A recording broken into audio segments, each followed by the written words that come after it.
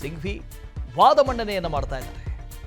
5 ನ್ಯಾಯಮೂರ್ತಿಗಳ ಪೀಠ ಕೊಟ್ಟಂತ ಆದೇಶವನ್ನು ಪ್ರಸ್ತಾಪ ಮಾಡ್ತಾ ಇದ್ದಾರೆ ಅಭಿಷೇಕ್ ಮನು ಸಿಂಘ್ವಿ.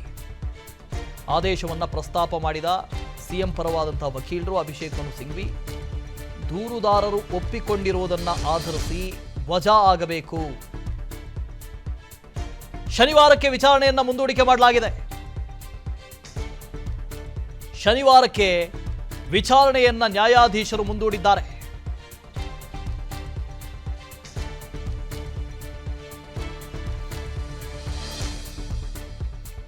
ಮುಂದಿನ ವಿಚಾರಣೆ ಮುಂದಿನ ಶನಿವಾರ ಆಗುತ್ತೆ.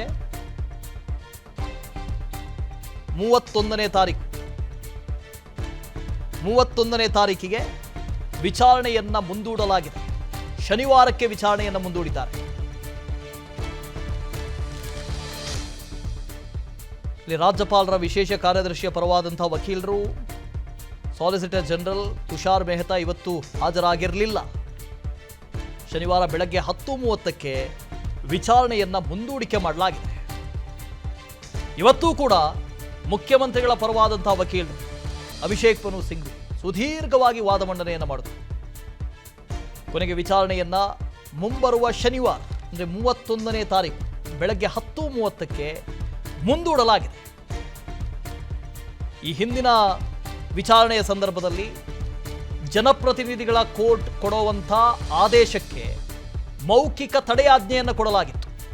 ಏನಿದ್ರೂ ಕೂಡ ಹೈಕೋರ್ಟ್ನಲ್ಲಿ ತೀರ್ಮಾನ ಮಾಡುವ ಮೌಖಿಕ ತಡೆಯಾಜ್ಞೆಯನ್ನು ಕೊಡಲಾಗಿತ್ತು. ಈ ಹಿಂದೆ 19ನೇ ತಾರೀಕು ಪ್ರಾಸಿಕ್ಯೂಷನ್ಗೆ ಮಧ್ಯಂತರ ತಡೆಯಾಜ್ಞೆಯನ್ನು ಕೊಡಿ ಅಂತ ಇಲ್ಲಿ ಅಭಿಷೇಕ್ ಮನು ಸಿಂಘ್ವಿ ಕೋರಬಹುದು. ಮುಂದಿನ ವಿಚಾರಣೆವರೆಗೆ ಒಂದು ರೀತಿ ತಡೆಯಾಜ್ಞೆ ಸಿಕ್ಕಂತೆ ಆಗಿದೆ ಅಂತ ಅನ್ಸುತ್ತೆ. ಶನಿವಾರ ಬೆಳಗ್ಗೆ 10:30ಕ್ಕೆ ವಿಚಾರಣೆಯನ್ನು ಮುಂದೂಡಲಾಗಿದೆ. ಅಲ್ಲಿಯವರೆಗೆ ಯಾವುದೇ ಪ್ರಾಸಿಕ್ಯೂಷನ್ಗೆ ಸಂಬಂಧಪಟ್ಟ ಹಾಗೆ ಡೆವಲಪ್ಮೆಂಟ್ಗಳಾಗಬಾರದು. ಈ ಹಿನ್ನೆಲೆಯಲ್ಲಿ ಮಧ್ಯಂತರ ತಡೆಯಾಜ್ಞೆಯನ್ನು ಕೂಡ ಕೇಳಬಹುದು ಮುಖ್ಯಮಂತ್ರಿಗಳ ಪರವಾದಂತಹ ವಕೀಲರು. ಮುಂದಿನ 31ನೇ ತಾರೀಕು ಶನಿವಾರ ಬೆಳಗ್ಗೆ 10:30ಕ್ಕೆ ವಿಚಾರಣೆಯನ್ನ ಮುಂದೂಡಲಾಗಿದೆ. ಇನ್ನು ಕೇವಲ ಸಿದ್ದರಾಮಯ್ಯನವರ ಪರವಾದಂತಹ ವಕೀಲರ ವಾದ ಮಾತ್ರ ಆಗಿದೆ. ಇನ್ನು ಇದಕ್ಕೆ ಆಕ್ಷೇಪಣೆಗಳು ಬರಬೇಕು. ರಾಜ್ಯಪಾಲರ ವಿಶೇಷ ಕಾರ್ಯದರ್ಶಿಗಳು ಅವರ ಪರವಾದಂತಹ ವಕೀಲರು ವಾದ ಮಂಡನೆ ಮಾಡಬೇಕು. ಸರ್ಕಾರದ ಮುಖ್ಯ ಕಾರ್ಯದರ್ಶಿಗಳ ಪರವಾದಂತಹ ವಕೀಲರು ರೆಸ್ಪಾಂಡೆಂಟ್ ನಂಬರ್ 3 ಅವರು ವಾದ ಮಂಡನೆ ಮಾಡಬೇಕು. ದೂರುದಾರರ ಪರವಾದಂತಹ ವಕೀಲರು ವಾದ ಮಂಡನೆ ಮಾಡಬೇಕು. ಸಾಕಷ್ಟು ವಿಚಾರಣೆ ಬಾಕಿ ಇದೆ. ಇನ್ನು 5 ಜನ ಪ್ರತಿವಾದಿಗಳಿದ್ದಾರೆ. ಕೇವಲ ಮುಖ್ಯಮಂತ್ರಿಗಳ ಪರವಾದಂತಹ ವಕೀಲರ ವಾದ ಮಾತ್ರ ಆಲಿಕೆಯಾಗಿದೆ. ಇವತ್ತು ಕೂಡ ಸುದೀರ್ಘವಾಗಿ 2:30ಕ್ಕೆ ಪ್ರಾರಂಭವಾದಂತಹ ವಾದ ಈಗ 4 ಕಾಲ ಆಯಿತು. ಸುದೀರ್ಘ 2.25 ತಾಸುಗಳಷ್ಟು ವಾದ ಮಂಡನೆ ಆಗಿದೆ. ಸಾಕಷ್ಟು ವಿಚಾರಗಳ ಬಗ್ಗೆ ಇವತ್ತೂ ಕೂಡ ನ್ಯಾಯಾಲಯದ ಗಮನಕ್ಕೆ ತಂದಿದ್ದಾರೆ. ಮಾರುತಿ ಪಾವಗಡ ಇದರ ಬಗ್ಗೆ ಡೀಟೇಲ್ಸ್ ಅನ್ನು ಕೊಟ್ಟು ಹೋಗ್ತಾರೆ. ಲೈವ್ನಲ್ಲಿ ಜಾಯ್ನ್ ಆಗ್ತಾ ಇದ್ದಾರೆ. ಮಾರುತಿ, ಸುದೀರ್ಘವಾದಂತಹ ವಾದ ಮಂಡನೆ ಆಯಿತು. ಇವತ್ತು ಕೂಡ ಮುಖ್ಯಮಂತ್ರಿಗಳ ಪರವಾದಂತಹ ವಕೀಲರು ಅಭಿಷೇಕ್ ಮನು ಸಿಂಘ್ವಿ ವಾದ ಮಂಡನೆಯನ್ನು ಮಾಡಿದ್ರು. ಇವತ್ತು ಇಡೀ ವಾದದ ಹೈಲೈಟ್ಸ್ ಏನು, ಜೊತೆಗೆ ಕೊನೆಯದಾಗಿ ಇನ್ನು ಶನಿವಾರಕ್ಕೆ ಇದನ್ನು ಮುಂದೂಡಿಕೆ ಮಾಡಲಾಗಿದೆ. ತುಷಾರ್ ಮೆಹ್ತಾ ರಾಜ್ಯಪಾಲರ ಪರವಾದಂತಹ ವಕೀಲರು ನಾಡಿದ್ದಾದರೂ ಹಾಜರಾಗಬಹುದಾ? ಮೊದಲನೇದಾಗಿ ಇವತ್ತಿನ ಹೈಲೈಟ್ಸ್. ವಾಸು, ಇವತ್ತು ಕೂಡ ಮುಖ್ಯಮಂತ್ರಿ ಸಿದ್ದರಾಮಯ್ಯ ಅವರಿಗೆ ತಾತ್ಕಾಲಿಕ ರಿಲೀಫ್ ಸಿಕ್ಕಿದೆ. ಸುಮಾರು 2.5 ಗಂಟೆಗಳ ಕಾಲ ಸುದೀರ್ಘ ವಿಚಾರಣೆಯ ಬಳಿಕ 3 ಹಿರಿಯ ವಕೀಲರು ಅಭಿಷೇಕ್ ಮನು ಸಿಂಘ್ವಿ ಆಗಿರ್ಬೋದು, ಅದೇ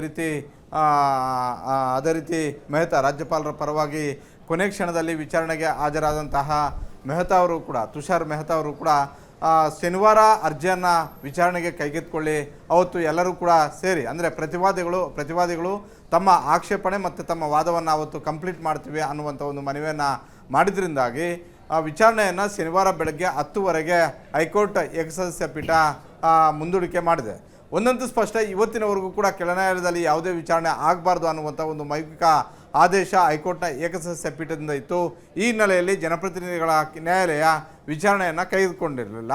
ಅದೇ ರೀತಿ ಇವತ್ತಿನಿಂದ ಶನಿವಾರದವರೆಗೂ ಕೂಡ ಅರ್ಜಿಯ ವಿಚಾರಣೆಯನ್ನು 2 ದಿನಗಳ ಕಾಲ ಮುಂದೂಡಿಕೆ ಆಗಿರೋದ್ರಿಂದ ಶನಿವಾರದವರೆಗೂ ಕೆಳ ನ್ಯಾಯಾಲಯದಲ್ಲಿ, ಅಂದರೆ ಮುಂದಿನ ಸೋಮವಾರದವರೆಗೂ ಕೂಡ ಸಿದ್ದರಾಮಯ್ಯ ಅವರಿಗೆ ಒಂದಷ್ಟು ಬಿಗ್ ರಿಲೀಫ್ ಸಿಕ್ಕಿದೆ ಅಂತಲೇ ಹೇಳ್ಬೋದು. ಇನ್ನು ಇವತ್ತಿನ ವಾದ ಮತ್ತು ಪ್ರತಿವಾದ ಅಂತ ಹೇಳೋದಕ್ಕಿಂತಲೂ ಕೂಡ ಹೆಚ್ಚಿನದಾಗಿ ಅಭಿಷೇಕ್ ಮನು ಸಿಂಘ್ವಿ ಅವರು ಯಾವ ರೀತಿಯಾಗಿ ಈ ಪ್ರಕರಣದಲ್ಲಿ ಮುಖ್ಯಮಂತ್ರಿ ಸಿದ್ದರಾಮಯ್ಯ ಅವರ ಒಂದು ಪಾತ್ರ ಇಲ್ಲ ಅಂತ 2004ರಿಂದ ಹಿಡಿದು 2024ರವರೆಗೂ ಸುಮಾರು 20 ವರ್ಷಗಳ ಕಾಲ ಈ ಪ್ರಕರಣ ಬೆಳೆದು ಬಂದಂತಹ ಒಂದು ರೀತಿ, ಇದರಲ್ಲೂ ಯಾವಾಗ ಟ್ರಾನ್ಸಾಕ್ಷನ್ ಆಯಿತು ಅಂದರೆ ವರ್ಗಾವಣೆ ಆಯಿತು, ಆ ಸಂದರ್ಭದಲ್ಲಿ ಸಿದ್ದರಾಮಯ್ಯ ಅವರು ಯಾವುದೇ ಅಧಿಕಾರದಲ್ಲಿ ಇರಲಿಲ್ಲ ಅನ್ನುವಂಥದ್ದನ್ನು ಬಿಡಿಸಿ ಹೇಳುವಂಥ ಒಂದು ಕೆಲಸವನ್ನು ಮಾಡಿದ್ರು. ಈ ಹಿಂದೆ ಆಗಸ್ಟ್ 19ನೇ ತಾರೀಕು ಹೈಕೋರ್ಟ್ ಏಕಸದಸ್ಯ ಪೀಠದ ಮುಂದೆ ಅರ್ಜಿ ಬಂದಾಗ ಮೊದಲ ದಿನವೂ ಕೂಡ ಇದೇ ವಿಚಾರಗಳನ್ನು ಪ್ರಸ್ತಾಪ ಮಾಡುವಂಥ ಒಂದು ಕೆಲಸವನ್ನು ಮಾಡಿದ್ರು. ಆದರೆ ಇವತ್ತು ಹೆಚ್ಚು ಗಮನ ಹರಿಸಿದ್ದು ಮೊದಲನೇದಾಗಿ ಒಬ್ಬ ಯಾರ ವಿರುದ್ಧ ಆದರೂ ಪ್ರಾಸಿಕ್ಯೂಷನ್ಗೆ ಅನುಮತಿ ಕೊಡುವಂಥ ಒಂದು ಸಂದರ್ಭದಲ್ಲಿ, ಅದರಲ್ಲೂ ಕೂಡ ಆಡಳಿತಾತ್ಮಕವಾಗಿ ಅತಿ ಕಾರ್ಯಾಂಗದಲ್ಲಿ ಅತಿ ಉನ್ನತ ಸ್ಥಾನದಲ್ಲಿರುವಂತಹ ಮುಖ್ಯಮಂತ್ರಿಗಳ ವಿರುದ್ಧ ಪ್ರಾಸಿಕ್ಯೂಷನ್ಗೆ ಅನುಮತಿ ಕೊಡುವಂಥ ಒಂದು ಸಂದರ್ಭದಲ್ಲಿ ಈ ಹಿಂದೆ 2012ರ ಹೈಕೋರ್ಟಲ್ಲಿ ಯಡಿಯೂರಪ್ಪ ಅವರ ವಿರುದ್ಧ ಯಡಿಯೂರಪ್ಪ ಅವರ ಪರವಾಗಿ ಕೊಟ್ಟಂಥ ಒಂದು ಆದೇಶ ಏನಿತ್ತು, ಆ ಆದೇಶವನ್ನು ಪ್ರಸ್ತಾಪ ಮಾಡಿ ಇವತ್ತಿನ ಒಂದು ವಾದವನ್ನು ಶುರು ಮಾಡಿದ್ದು. ಸರಿಯಾಗಿ ಪ್ರಾಸಿಕ್ಯೂಷನ್ಗೆ ಕೊಡುವಂಥ ಒಂದು ಸಂದರ್ಭದಲ್ಲಿ ದೂರುದಾರರ ಹಿನ್ನೆಲೆಯನ್ನು ತೆಗೆದುಕೊಳ್ಬೇಕು. ಅದೇ ರೀತಿ ದೂರುದಾರರು ಕೊಟ್ಟಿರುವಂಥ ಒಂದು ದಾಖಲೆಗಳ ಜೊತೆಗೇನೆ ಯಾರ ವಿರುದ್ಧ ನಾವು ಪ್ರಾಸಿಕ್ಯೂಷನ್ಗೆ ಅನುಮತಿಯನ್ನು ಕೊಡ್ತಾ ಇದ್ವೋ ಅವರ ಒಂದು ನಿಲುವನ್ನು ಕೂಡ ತೆಗೆದುಕೊಳ್ಳುವಂಥ ಒಂದು ಅವಕಾಶ ಇದ್ದೇ ಇದೆ. ಅದನ್ನು ಈ ಪ್ರಕರಣದಲ್ಲಿ ಪಾಲನೆ ಮಾಡಲಿಲ್ಲ ಅನ್ನುವಂಥ ಒಂದು ವಿಚಾರವನ್ನು ಅಭಿಷೇಕ್ ಮನು ಸಿಂಘ್ವಿ ಅವರು ಸುದೀರ್ಘವಾಗಿ ವಾದ ಮಂಡನೆಯನ್ನು ಮಾಡಿರುವಂಥದ್ದು.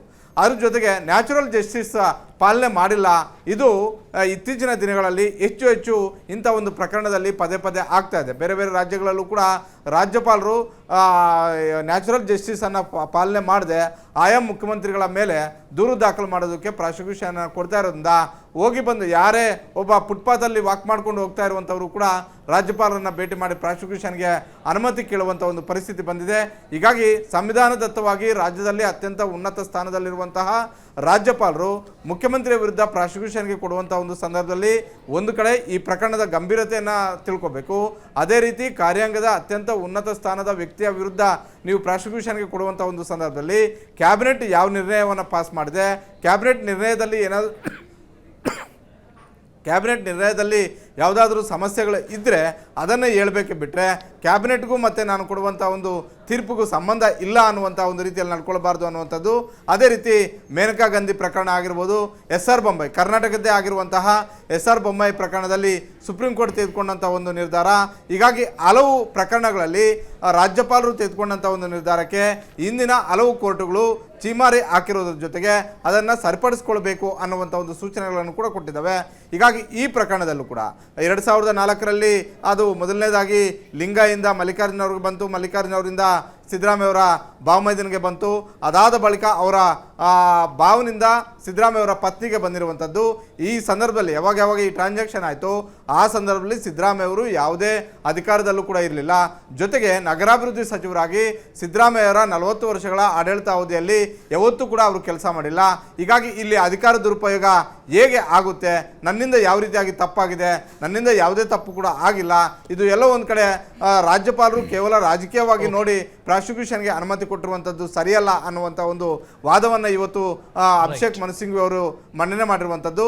ಶನಿವಾರ ಇದಕ್ಕೆ ಪ್ರತಿವಾದವನ್ನು ರಾಜ್ಯಪಾಲರ ಕಡೆ ವಕೀಲರಾಗಿ ಅಪಿಯರ್ ಆಗ್ತಾ ಇರುವಂತಹ ತುಷಾರ್ ಮೆಹ್ತಾ ಅವರು ಯಾವ ವಿಚಾರಗಳನ್ನು ಪ್ರಸ್ತಾಪ ಮಾಡ್ತಾರೆ, ಯಾವ ರೀತಿಯಾಗಿ ಇದರಲ್ಲಿ ಕೆಲವೊಂದಷ್ಟು ಸಮಸ್ಯೆಗಳು ಆಗಿದ್ದಾವೆ, ಇದರಲ್ಲಿ ಸಿದ್ದರಾಮಯ್ಯ ಅವರ ಒಂದು ನೇರ ಪಾತ್ರ ಹೇಗಿರುತ್ತೆ ಅನ್ನುವಂಥದ್ದನ್ನು ಬಹುತೇಕ ಶನಿವಾರ ಅಂತಿಮವಾದಂಥ ಒಂದು ತೀರ್ಪು ಬರುವಂತಹ ಒಂದು ಸಾಧ್ಯತೆ ಇದೆ.